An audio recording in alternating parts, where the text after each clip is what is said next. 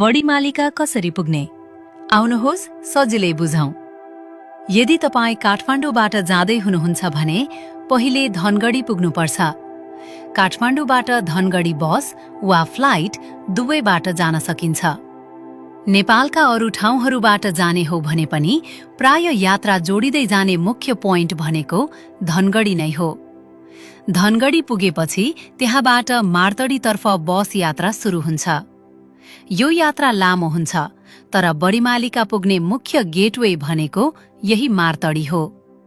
मार्तडी पुगेपछि गाडीको यात्रा सकिन्छ अनि सुरु हुन्छ बडीमालिकाको वास्तविक पदयात्रा।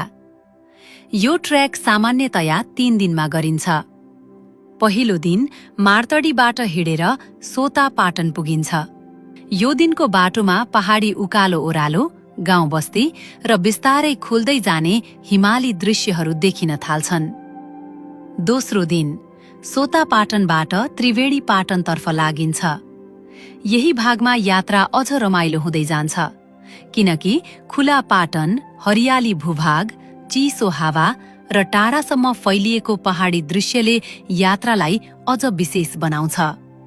धेरै यात्रुहरूका लागि यही सेक्सन बडीमालिका यात्राको सबैभन्दा सुन्दर भाग मानिन्छ।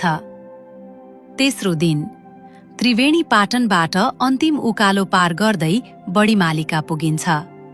यही दिन मुख्य दर्शन, घुमफिर, फोटो खिच्ने र वरिपरिको अनुपम दृश्य हेर्ने समय हुन्छ। त्यसैले रुट छोटकरीमा यस्तो हुन्छ: काठमाडौँ, धनगढी, मार्तडी, सोता पाटन, त्रिवेणी पाटन, बडीमालिका।